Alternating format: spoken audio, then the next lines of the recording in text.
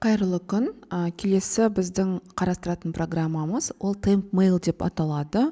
Бұл программаның көмегімен біз уақытша почта жасап аламыз. Бұл не үшін керек бізге уақытша почта деген сұрақ туындайтын болса, біз қолданатын көптеген программалардың барлығы сервистеріміз, жасанды интеллект сервистері ақылы болып келеді. Ақысыз нұсқаларында белгілі бір шектеу беріледі, яғни кредит деп айтамыз оны. Әр платформаның өзінің белгілі бір кредиттері бар. Сол шектеулер біткен кезде ақылы нұсқаға өтіңіз деп сұрайтын болады, ақша төлеңіз деп. Ондай жағдайда біз қайтадан басқа жаңа аккаунт ашу арқылы сол аккаунтқа тіркеліп, жаңа аккаунтпен қайтадан сол платформаны қолдана аламыз. Енді біз әр кез жаңадан почта құрастырып жатып, тіркеліп, өзімізге бірнеше аккаунт құрастырып жатқан ол уақытты да алады бір жағынан. Екінші жағынан қазір телефонмен подтверждение жасау керек. Мысалы, Google-да аккаунт ашсаңыз, қайтадан әр жаңа номерге қайта тіркелген кезде номерге хабарлама келеді. Осылайша біз почта ашу үшін де жаңа номер тіркеуіміз керек. Сондай артық уақытты алатын мәселелерден құтылу үшін, яғни бір жағынан платформаларға ұзағырақ доступ алу үшін бізге уақытша почта керек болады. Бұл жағдайда біз Google-ға TempMail деген іздеу запросын, сұранысын жазамыз. TempMail деген запрос жазған кезде, яғни уақытша mail дегенді басқан кезде, бізде осындай сілтемелер шығады. Соның ішіндегі біріншісін басамыз. Яғни біріншісін басқан кезде мінекей, мынау біздің уақытша почтамызды бізге мінекей осы жерге құрастырып береді. Біз осы парақшада отырып, осы почтаны көшіріп аламыз. Мысал үшін Gamma сайтына тіркелу керек болатын болса, мысал үшін, біз Gamma деп сайтқа жаңадан кіреміз. Gamma деп іздеу сұранысын жазамыз, Gamma AI деп. Егер де біз тіркелмеген болсақ, Gamma бізге тіркелуді сұрайды. Сол жағдайларда біз осы почтаны, уақытша почтаны көшіріп аламыз да Gamma-ға тіркелеміз.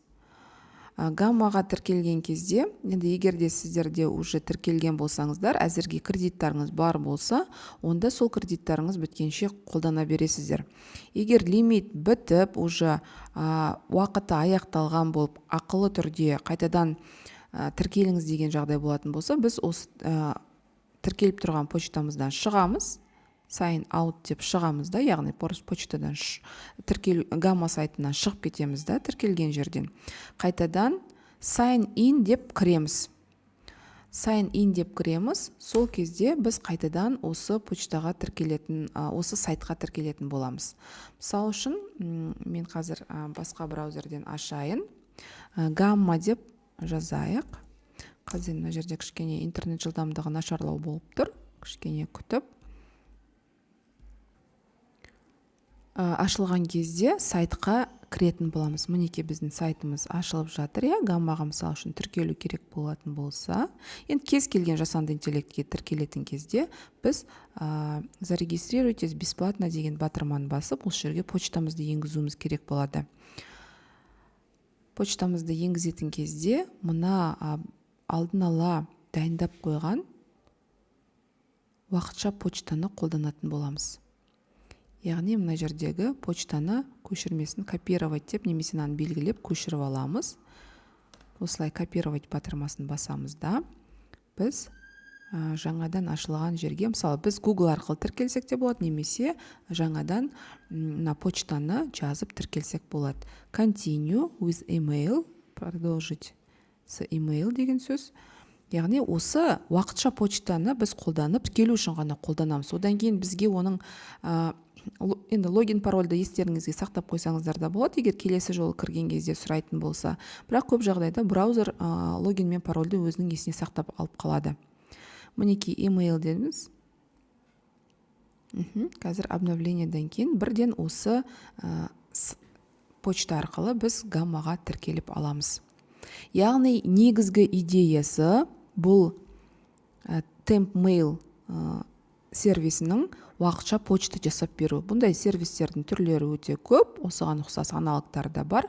Егер де, мысалы, тіркелу кезінде сізге қазір гамма сайтынан код жіберілсе, иә, мысалы ол гамма немесе басқа да жасанды интеллект сайттарынан тіркелу кезінде кейбіреулер код сұрайды, кейбіреулер сұрамайды, иә, бірден тіркеліп кетеді, почтаны жазып өзіңіз пароль құрастырып тіркеле саласыз. Кейбіреулерінде жоқ, почтаңызға код жібердік, сол жерден подтверждение жасаңыздар дейтін болса, мына жерге дәл сол тіркелу уақытында входящий ретінде почтаға келеді хабарлама.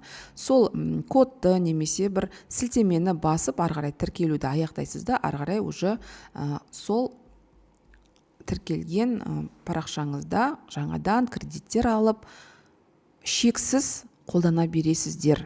Осы мақсатта мен сіздерге осы TempMail қосымшасын, сайтын түсіндіріп айтып жатырмын.